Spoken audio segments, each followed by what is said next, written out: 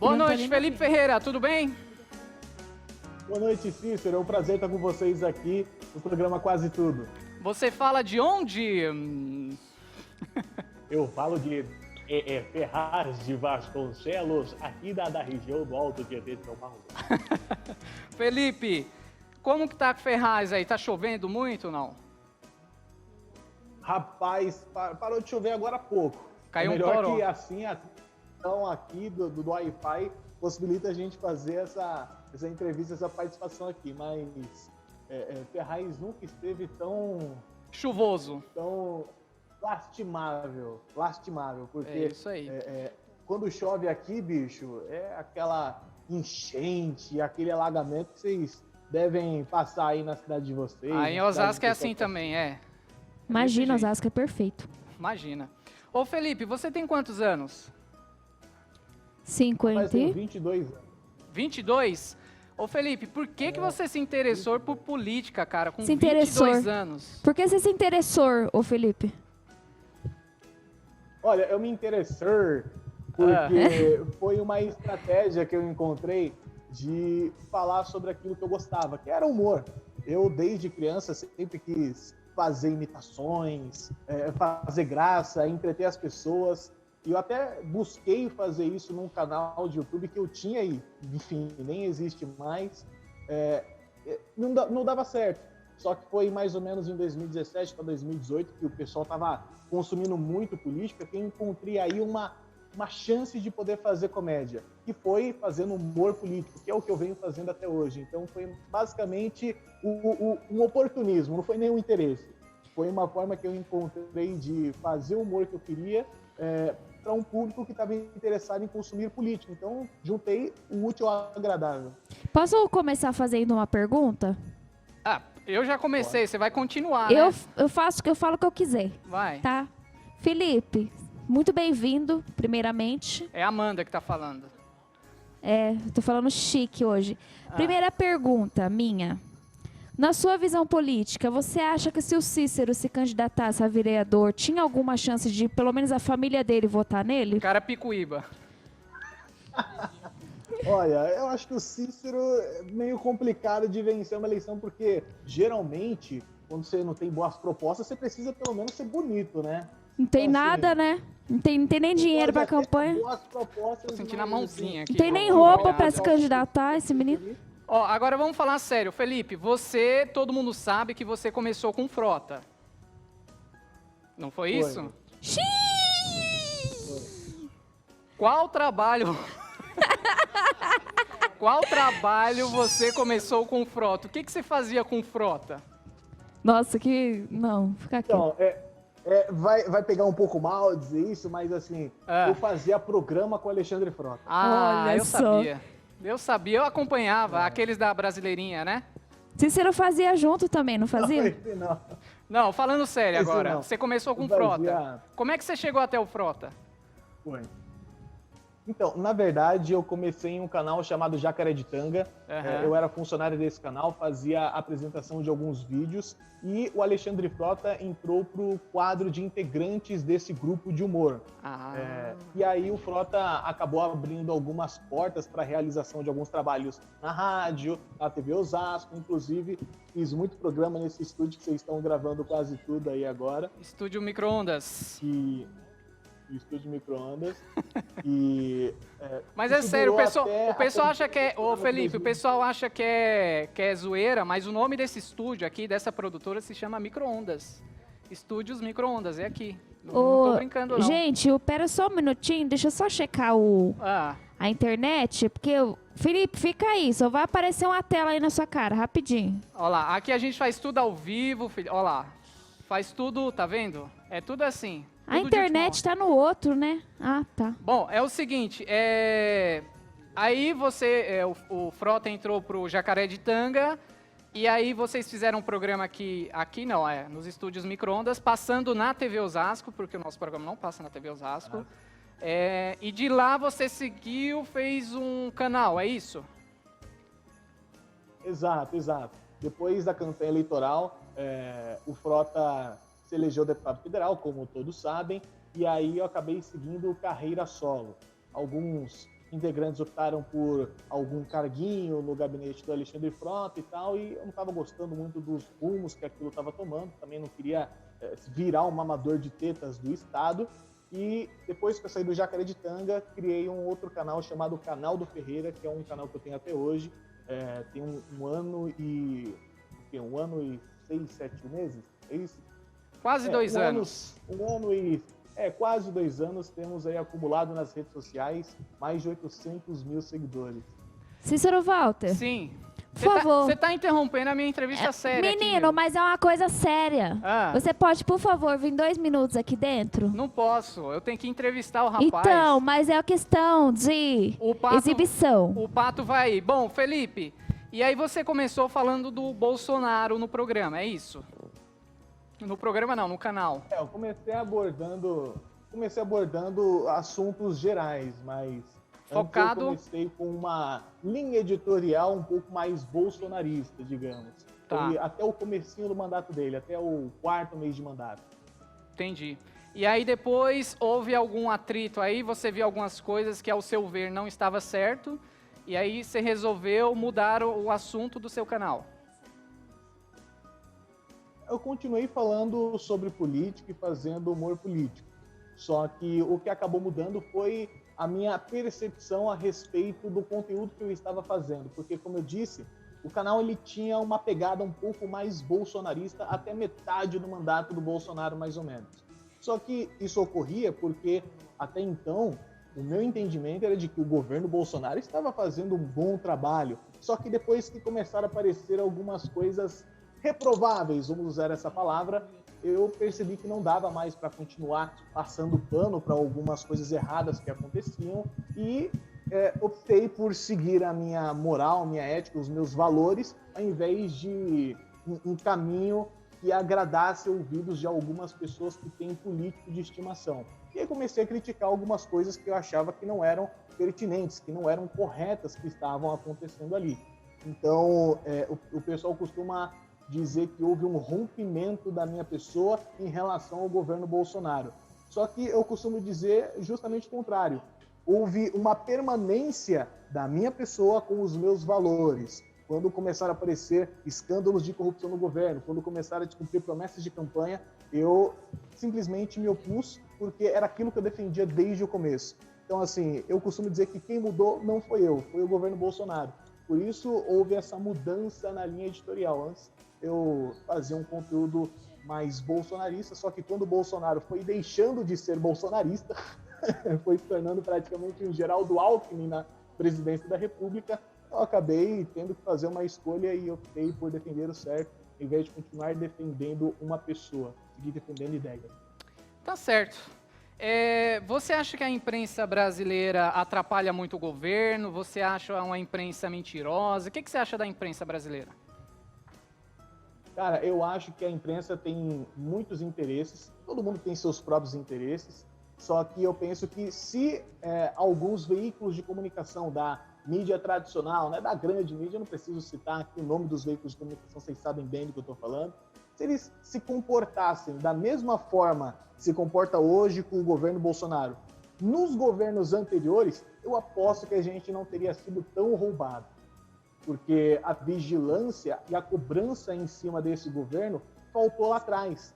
Tem muita gente que fala, poxa, a imprensa brasileira é muito canalha com o governo Bolsonaro. Eu concordo com essa afirmação. Só que eu acho que o papel do jornalista é justamente o de ser chato, o de criticar, o de apontar o que está errado, porque quem fala bem é publicitário. O papel do jornalista é justamente colocar o dedo na ferida ali e instigar. Tá então, certo. assim, eu acho que a imprensa ela está começando a fazer o seu papel, acho que poderia deixar os seus interesses políticos de lado ainda, porque isso acontece bastante, só que o problema não vou dizer que o problema não é, mas o maior problema não é a forma como ela se porta no governo Bolsonaro, mas a forma como que ela deixou de se portar nos governos anteriores, principalmente no governo do PT, que dava rios de dinheiro para alguns veículos. É isso daí. Amanda, tá tudo ok aí? Querido, não. Tá Não, indo, tá? O YouTube tá de boa, o Facebook tá de boa, só que tá um pouquinho baixo, mas vai indo, vai. Não, tá ótimo. Ô Felipe, eu separei aqui algumas fotos, na verdade a produção separou algumas fotos, e nós vamos brincar de 0, 5 ou 10. 0 é péssimo, 5 é médio e 10 é excelente, é ótimo, tá? Temos a primeira foto Tá aí. bom, vamos lá. Eu vou colocar a tela cheia, tá? Isso, tela cheia. Dória. Gestor. Gestor de São Paulo, João Dória. O que você acha do Dória? Eu tenho que dar 0, 5 ou 10? Eu não posso colocar um 3? Coloca um alguma coisa no meio 1,2. termo, não? Pode colocar uma vírgula, se quiser. Olha, a minha nota para o João Dória, atualmente, rapaz, eu vou dar uma nota 3,5 para ele. Vai, Deu bastante, deu ele também traiu bastante. muitas promessas. Um deu bastante, ele foi 3,2, generoso 3,2, vai. Um 3,2. Ah, um 3,2. Vou Tá, acatar a tá sugestão bom. da Amanda.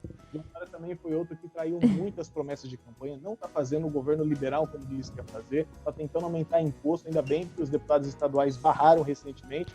A nota aí está na média dos 3, vai. Cícero ganharia? Não, né? Também não. O Cícero é nota 8.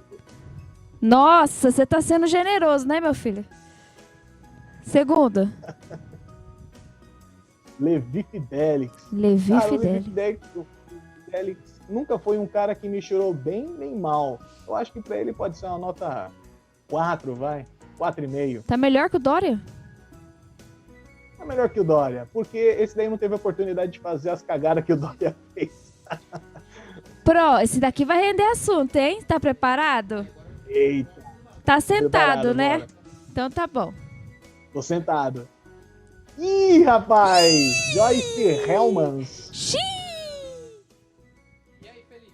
Cara, a Joyce, caramba, que foto interessante que vocês escolheram. Muita Interessante. gente não sabe, mas o apelido de porca que ela ganhou, que ela inclusive tá usando na campanha à prefeitura atualmente, quem deu fui eu.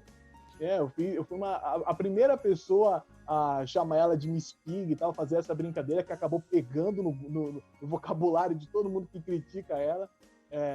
Atualmente nós não temos mais intrigas, selamos uma trégua quando nos encontramos pela última vez, mas comecei batendo na Joyce.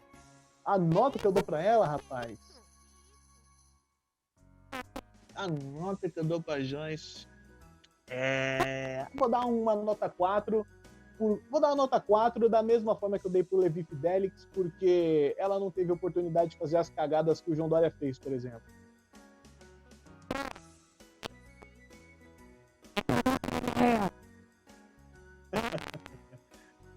Enéas. Brasil. Olha, a nota que eu dou pro Enéas é uma nota 7. 7? 52?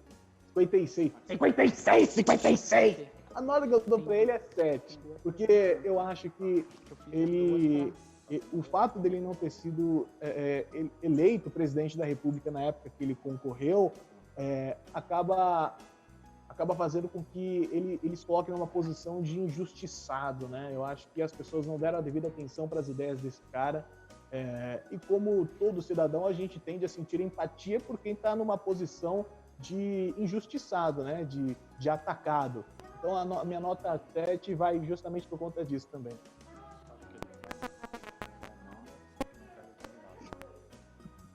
Aqui tá baixo. Não, pro visual do Enéas, eu daria uma nota 0,1. Um pouco exótico, né? O bichinho era judiado, hein? Próximo. Seria ele parente do Cícero? Quem? O Ele qual é só, deles? bicho. O meu parente não, imagina. Eu não tenho esse nariz que ele tem, não.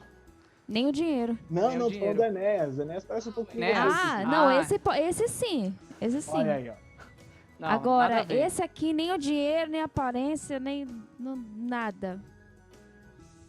Olha só, o Luciano Huck, bicho, eu acho que ele merece uma nota 3,5, Juntamente com o João Dória, porque o Luciano Huck, ele é o típico tucano, eu não digo isso apenas pelo nariz, porque ele tenta flertar com uma imagem de uma pessoa de direita, né, uma pessoa a favor das liberdades individuais e liberdades econômicas, só que não passa de uma pessoa de esquerda que não quer se assumir.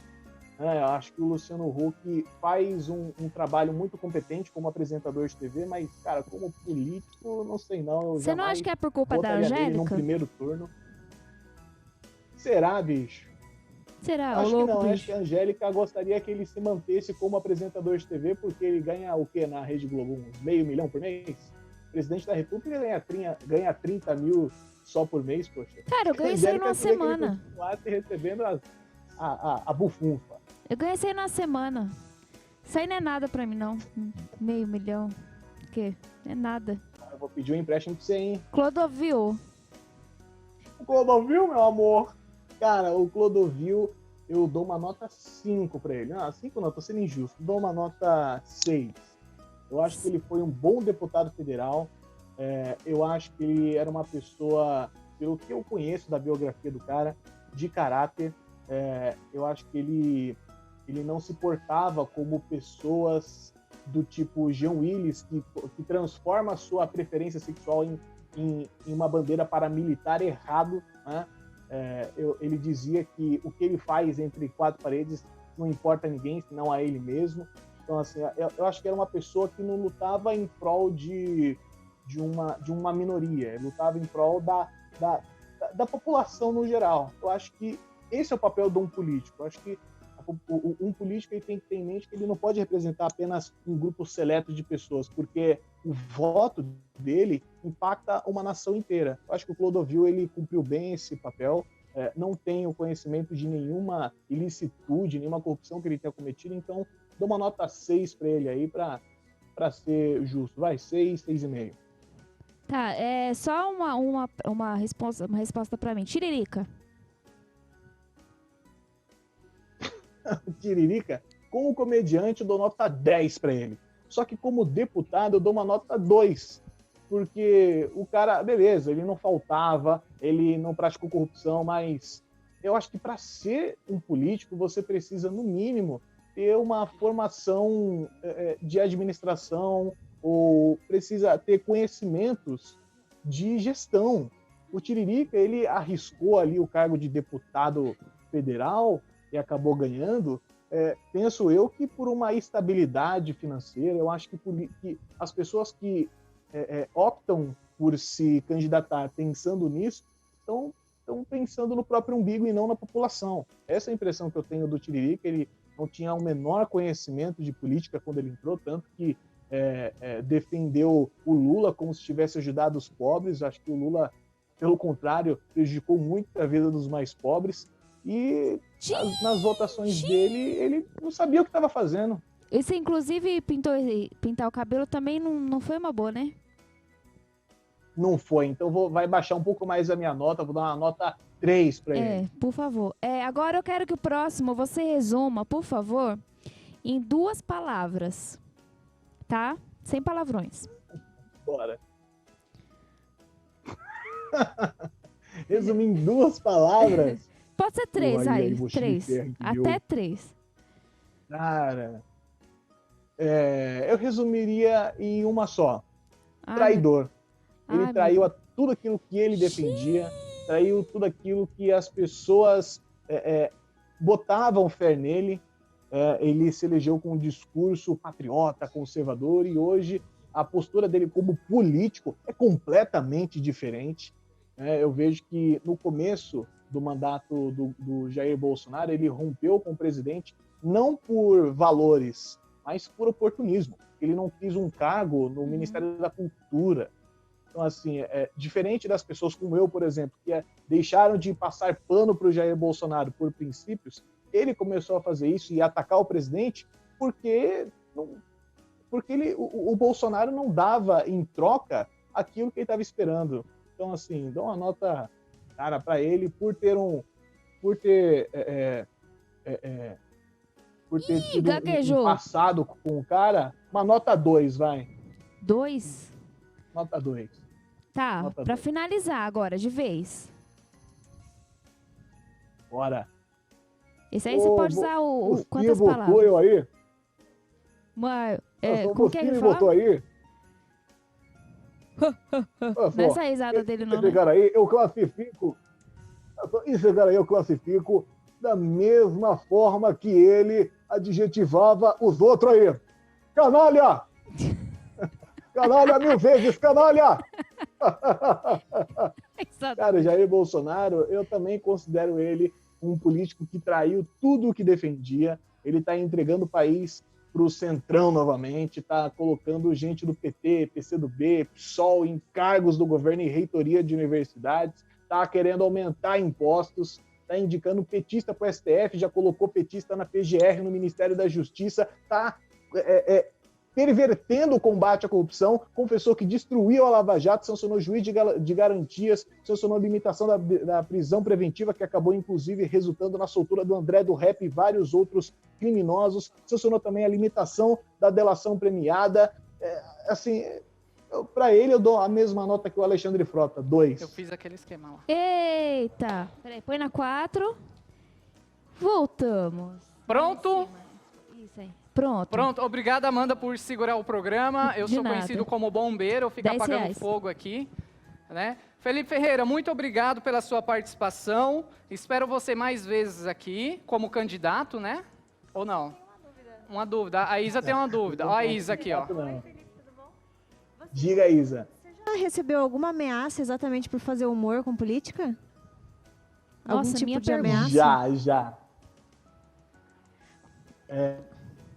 Ih, Essa foi uma ameaça, tá vendo? Não, Cara, a vez que eu É porque tá todo recebi a mundo ameaça tão- mais pesada foi quando eu tive o Lula de ladrão na frente dele, cercado de petista ainda.